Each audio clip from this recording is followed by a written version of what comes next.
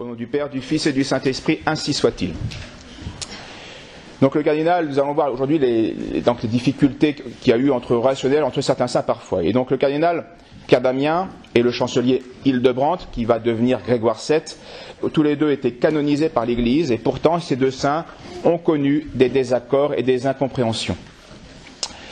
Même d'ailleurs, même entre un saint Basile et puis un saint Grégoire de Nazianze, qui ont été le modèle de l'amitié chrétienne, deux amis qui ont fait toute leur carrière ensemble depuis l'adolescence, et puis prêtres, évêques, etc. Donc c'est vraiment les grands amis spirituels. Même eux, ils ont parfois eu des paroles assez vives, où ils se plaignèrent amèrement l'un de l'autre.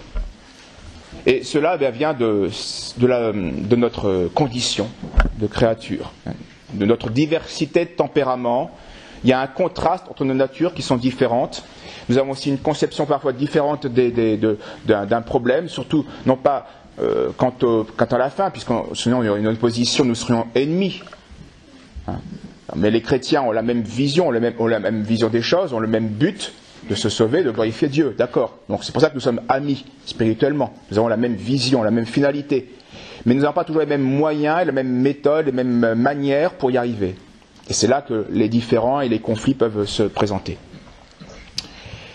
Un cardinal qui a écrit sur l'amitié entre Hildebrandt et puis Saint Pierre Damien écrit que Hildebrandt était avant tout un homme de raison et d'ailleurs plutôt un cérébral, on pourrait dire, et il en avait la fermeté, tandis que Damien était surtout un homme de cœur et il en avait parfois l'inconstance. Donc on est plus ou moins sensible. Il y a des tempéraments, il y a des bilieux, il y a des sanguins. Voilà. Et donc parfois ça peut frotter, évidemment. Entre ces deux saints, donc, il y a eu des périodes de dissentiment, de malentendus, parfois même aigus. Et il y a des lettres de Damien qui en portent quelques traces. Jamais au point de détruire leur amitié, évidemment, mais il s'est plaint de Hildebrandt. Et puis Hildebrandt parfois a même fait des reproches qui étaient justes, on le verra, contre une initiative malheureuse et blâmable, et il a blâmé Saint Pierre Damien. Alors Saint Pierre Damien a donc écrit là au pape afin d'être déchargé du gouvernement de son église. Il était évêque, il voulait se décharger de cela à une époque, écrit-il, où à peu près tous les hommes sont entraînés, la tête la première, sur les pentes du vice, afin de pouvoir donc se retirer dans son monastère. Il était persuadé, je vous l'avais déjà dit, que la venue de l'Antéchrist était proche. Alors le pape, pris de compassion pour ce vieillard et pour le repos qu'il désirait, était plutôt enclin à accepter cette démission. Mais Hildebrandt persistait, lui, à ne pas y consentir, et il ne comprenait guère qu'on cherche à se reposer dans ce monde, et il menaça Damien d'une pénitence de 100 ans s'il persistait à se démettre. 100 ans, souvenez-vous, c'était la pénitence qu'on avait donnée à un évêque simoniaque qui est débauché. Donc c'est quand même pas rien comme pénitence. Alors Saint Pierre Damien va accepter la pénitence et il se démet. Il arrive donc ensuite dans son monastère, à Fonte-Alevana, et là il va décharger le trop-plein de son cœur dans une lettre au très aimé pontife et à Hildebrandt, la Vierge d'Assur. La Vierge d'Assur, le bâton d'Assur. Ici, il fait un jeu de mots, et on va voir, ça va être plein d'ironie, la lettre. Il associe le nom d'Hildebrandt à une prophétie d'Isaïe qui parle justement de ce bâton d'Assur, qui est un prince assyrien qui va conquérir la Palestine et être en châtiment des péchés des Juifs. Donc la Vierge d'Assur, c'est signe de châtiment de Dieu. Et donc il associe Hildebrandt au châtiment de Dieu, l'instrument de la fureur divine. Et voici un passage de cette lettre. Vous allez voir, toujours plein d'ironie, mais aussi de mécontentement. J'ai parfaitement agi lorsque j'ai voulu renoncer à mes fonctions ecclésiastiques en vous les restituant à vous qui êtes les représentants de l'Église romaine, donc il écrit au pape et à Hildebrandt, à laquelle elles appartiennent en droit. Mais je veux publier que pour cette restitution, vous m'avez imposé une pénitence de 100 ans, qui est conforme à ce qu'ont établi les règles monastiques. Si cette pénitence vous paraît trop légère, vous pouvez y ajouter. Voyez, on en rajoute. Condamnez-moi aussi, s'il vous plaît, au fer et au cachot. Allez-y, vas-y. Pas content. Là. La réclusion et le silence ne peuvent que convenir à moi qui ai tant voyagé et abusé de la liberté. Mais peut-être ce doux tyran, donc il parle du chancelier Hildebrandt, doux tyran, qui m'a toujours montré une compassion néronienne, donc là encore, compassion mais pour frapper, et qui me caressait en me souffletant, toujours pareil, et qui me passait sur le visage sa serre d'aigle, hein, la caresse d'un aigle, vous imaginez ce que c'est? Va-t-il dire en gourmandant, voyez donc, il cherche une cachette sûre, et sous couleur de pénitence, il veut fuir Rome. Il s'ingénie à se procurer, en désobéissant, le repos, et tandis que les autres se précipitent au combat, eh bien lui est en quête de frais ombrages. Mais moi, je fais à mon saint Satan, donc il appelle Satan, mais c'est un saint Satan, la réponse que les fils de Ruben et de Gad adressèrent à leur conducteur Moïse. Nous courons armés et prêts à toutes les batailles à la tête des fils d'Israël, jusqu'à ce que nous les ayons conduits au lieu où ils doivent s'établir. Nous ne retournerons pas dans nos maisons jusqu'à ce que les enfants d'Israël soient entrés en possession de leur héritage. De la même façon, pour vous accompagner, je prends les armes, mais puisque le Christ est dans, vous êtes revenus victorieux des combats, je me retire dans mon désert. Et puis pour bien prouver que c'était sagesse de sa part, eh bien d'avoir quitté, d'avoir abdiqué, il traçait de lui ce lamentable portrait un peu forcé, mais qui montre quand même les motifs raisonnables qu'il avait. Mes yeux se voilent, donc il perd la vue. Les larmes en coulent toujours plus abondantes, les rides sillonnent mon visage, toutes mes dents tombent, il est vieux.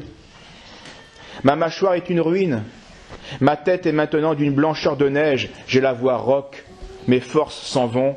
Une seule chose, honte, me reste encore dans ma vieillesse, toute une lignée de vices qu'il doit combattre. Affronté à Lévana, Damien va reprendre sa vie d'austérité et de mortification, comme dans son époque de jeunesse, discipline, chaîne de fer, les psaumes, les méditations, les lectures. Et pour effacer par la pénitence les souillures contractées au cours de ses missions, il va s'enfermer lui-même dans le cachot qu'il évoquait à l'instant, dans une cellule étroite, véritable prison où il se met au jeûne quotidien, au pain et à l'eau. Alexandre voulait toujours profiter des conseils de Saint-Pierre d'Amiens, il le sollicite à distance, pour lui demander de dire avec franchise sa façon de voir sur deux abus qui régnaient à la cour de Rome, la cour romaine qui aidait le pape dans son gouvernement. Et c'est très instructif ce qu'il va dire. Selon lui, le premier des abus, c'est les anathèmes, dont on use dans presque toutes les décrétales. Anathème, vous savez, c'est porter une excommunication. C'est là une des peines les plus graves, temporelles, spirituelles. Multiplier sans raison les anathèmes, c'est faire que des fautes légères étaient souvent punies plus sévèrement que des fautes considérables. Si l'anathème tombe à chaque fois, ça ne veut plus rien dire. Les prédécesseurs d'Alexandre et Saint Grégoire le Grand, donc au VIe siècle en particulier, ne fulminaient l'anathème que contre des péchés qui ruinaient la foi, et pas pour une désobéissance ecclésiastique. Donc ça c'est un abus, et retenons-le, nous qui avons, quel que soit notre rôle dans la société, une autorité, abuser de l'autorité, c'est l'user. Si on crie à chaque fois pour le moindre petit bruit d'un enfant, qu'est-ce qu'on va faire quand il va faire une grosse bêtise et il faut lui faire comprendre que là, ça ne se fait plus. On a déjà toujours crié pour des pégadilles. On a abusé de l'autorité, on l'a usé. Et le jour où il faut crier, ça ne marche, ça ne fait plus aucun effet. On ne comprend plus. C'est normal.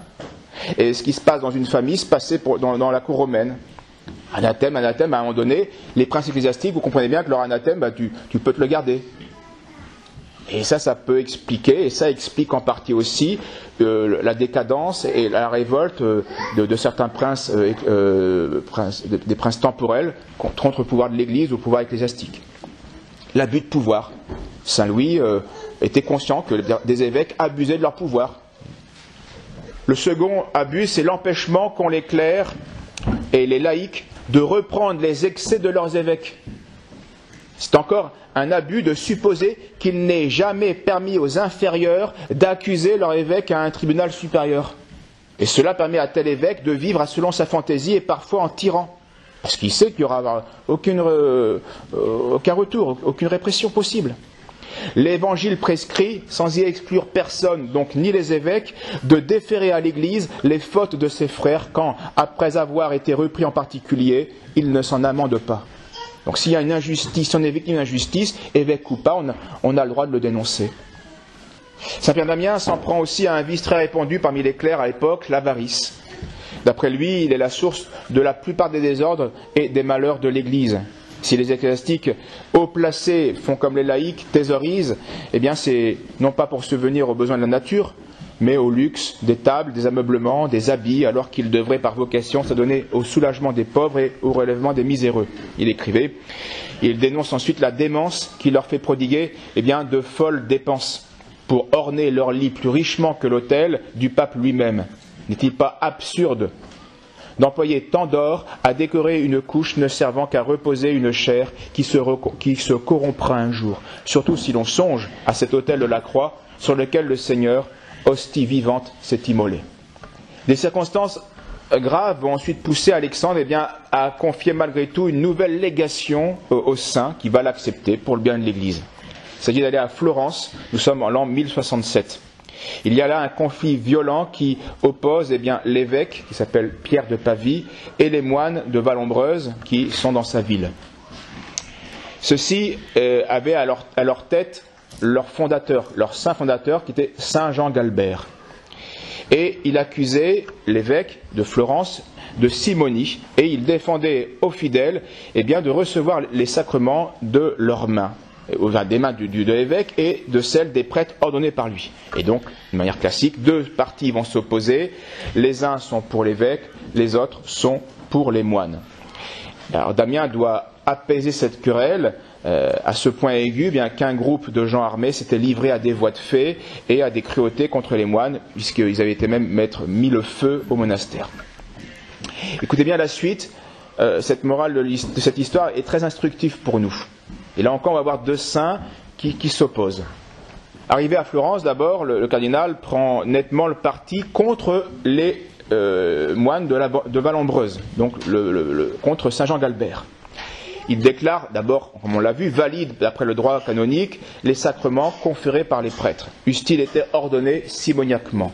Et il blâme le peuple et les moines d'avoir accusé leur évêque sans attendre décision juridique du synode, auquel il appartenait de se prononcer. Évidemment, on peut dénoncer, mais on ne peut pas juger avant, on n'a pas autorité. Alors les Florentins sont déçus, ils croyaient que le légat, vu sa réputation, allait les soutenir, et là ils voient qu'au contraire ils sont blâmés. Alors ils ameutent le peuple, et ils l'accusent de favoriser la simonie chez les autres. Il l'accuse lui-même d'être un simoniaque, ce qui est, vu l'histoire de Saint-Pierre d'Amiens, est ridicule, mais il a eu le droit à cette accusation. C'est un simoniaque. Alors la passion va aveugler les foules, et les foules sont souvent aveugles, et ils vont refuser d'écouter davantage les paroles de Saint-Pierre d'Amiens, et il va être obligé de quitter Florence sans avoir rien obtenu. De retour dans son monastère, il va prendre sa plume et il leur écrit et répète ce qu'il leur avait dit de vive voix. Il condamne le crime de simonie comme une production de l'enfer. Mais parce que, dit-il, l'Église possède la plénitude de la grâce, il est contraint d'avouer que les prêtres indignes eux-mêmes administrent validement les sacrements. Il reproche ensuite au peuple d'avoir condamné leur évêque sans examen préalable et indispensable. Si quelqu'un croit avoir de justes griefs contre l'évêque, qu'il recourt à Rome et qui se tient toujours prêt à recevoir des plaintes fondées. Puis Damien s'adresse aux moines. Ce sont eux qui ont fait naître les dissensions. Donc il leur dit, vous êtes cause de trouble. Et il prétendait que tel évêque simoniaque ne pouvait consacrer le Saint-Crème, ou consacrer les églises, ni faire d'ordination. Voilà quelle était la théorie de ces moines. Ni célébrer la messe. Alors ils ont soutenu leur dire avec une telle impudence que dans plusieurs paroisses qu'ils avaient, ils ont obligé de baptiser les catéchumènes sans les onctions du crème. Ils se sont même obstinés à pousser plusieurs milliers de fidèles, qui ont dit Saint-Pierre d'Amiens, trompés par leur vaine maxime, à ne plus communier, à se priver du corps et du sang du Christ, et donc sans raison, même à l'article de la mort. Donc, on voit, c'est abusif, c'est outrancier, évidemment. Damien leur rappelle que les tristes exemples dans l'histoire de l'Antiquité de l'Église, à l'époque des Novatiens, à l'époque des Lucifériens, c'était des catholiques du 3e et 4e siècle, qui sont devenus hérétiques. Ils ont commencé catholiques, mais ils ont fini hérétiques par excès de zèle. Ils voulaient une telle pureté que tout était exclu, sauf eux. Ils prétendaient défendre la justice du Christ, mais ils ont fini ennemis de l'Église du Christ. Au lieu d'agir sagement, donc ils ont jeté la confusion partout. Et bien de même, les intentions de saint Jean Galbert et de ses disciples étaient pures, mais leur façon d'agir était mauvaise et favorisait un schisme à Florence. Alors on pourrait évidemment faire de nombreux rapprochements avec notre situation. Tant nous vivons une époque ténébreuse où des chrétiens zélés, mais par excès de zèle, ou des prêtres vont tomber dans des maximes fausses ou exagérées, outrancières, qui vont encore augmenter à la confusion dans les rangs chrétiens. Il est vrai qu'aujourd'hui, on ne peut plus porter plainte à Rome. Ça n'a pas de sens.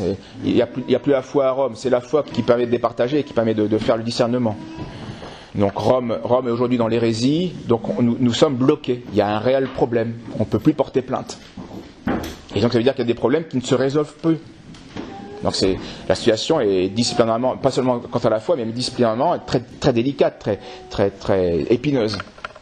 Mais il n'en reste pas moins qu'on ne peut pas imposer aux autres chrétiens certaines de nos conclusions tant qu'elles n'auront pas été jugées et validées par l'autorité de l'Église suprême et compétente. Or, ce n'est pas fait aujourd'hui.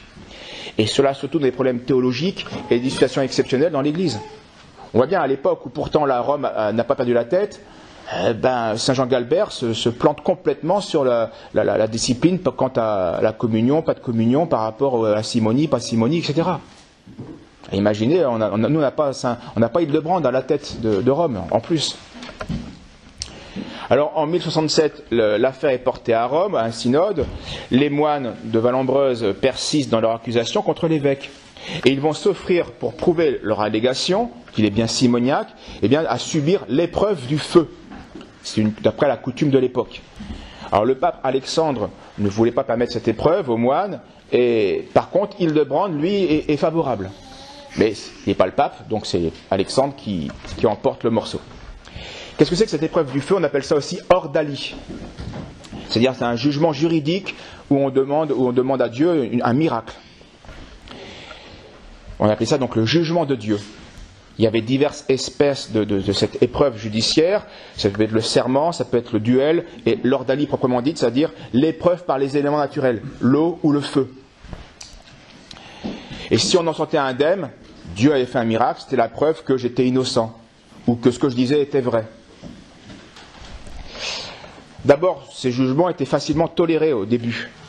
Et puis peu à peu, ils vont être rejetés par l'Église, elle ne va plus en faire usage, et puis à un moment donné, elle va même les condamner, elle va même les interdire. Parce qu'on en a abusé, et puis parce que la frontière entre l'appel à Dieu et puis la tentation de Dieu est vite franchie. Donc, à partir du XIIIe siècle, c'est condamné. Mais aujourd'hui, on est en fin XIe là. On est au XIe siècle. Donc, c'est pas condamné. C'est à l'époque où l'Église est de moins en moins favorable. Alexandre ne veut pas, mais Hildebrand lui est pour. Vous voyez, il y a encore c'est pas encore définitif. La décision n'est pas claire. Alors, d'où le refus du pape, d'où l'accord d'Hildebrand. On a un fameux cas dans la région, c'est au vieux pont de Sauveterre. Vous savez, en contrebas de Sauveterre, il y a un pont qui est à moitié détruit, un vieux pont sur lequel s'est passé une ordalie, un jugement de Dieu par l'eau, pas par le feu, mais par l'eau. En l'an 1170, la comtesse de Sancy, qui était veuve de Gaston V, est accusée d'infanticide, d'avoir tué, d'avoir avorté, si vous voulez.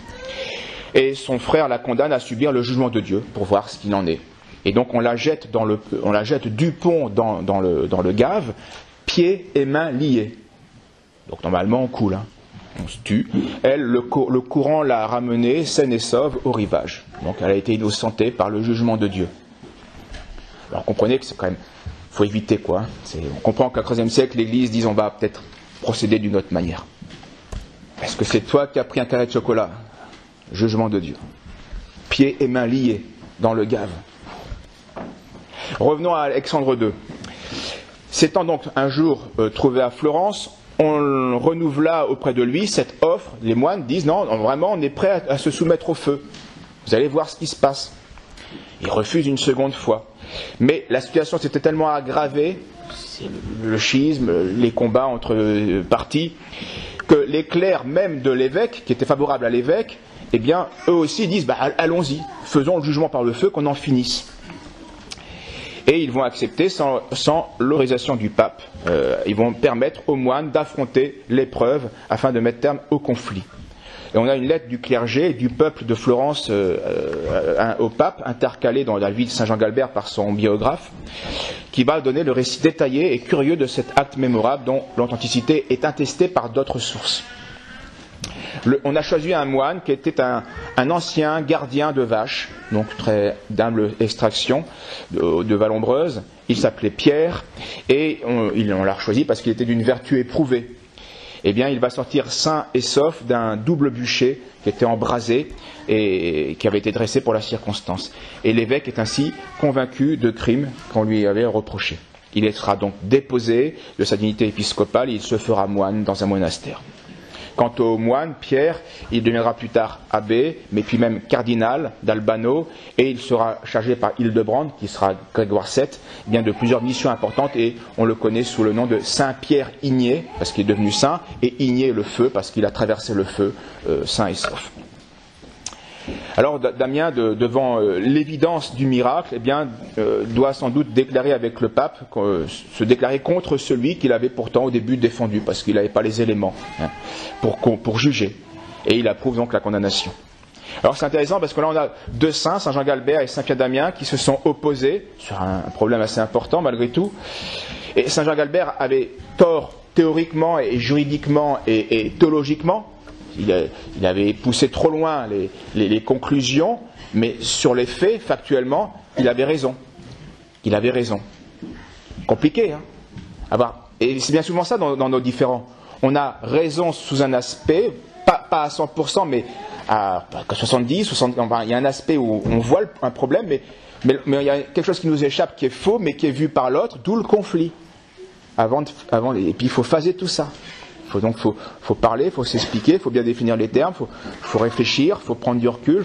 Et puis parfois, on ne peut pas toujours conclure facilement ou aisément. Alors puis, c'est différent entre les saints nous instruire et nous rendre, nous, plus qui ne sommes pas saints, plus circonspects dans la voie du salut. Conduisons-nous, comme le demande saint Paul, en fils de lumière, et car tout ce qui vient de la lumière est bonté, justice et vérité. Il n'y a pas que la vérité on doit être fils de lumière, donc il faut la vérité, il faut aussi la bonté, il faut aussi la justice. Au nom du Père, du Fils et du Saint-Esprit, ainsi soit-il.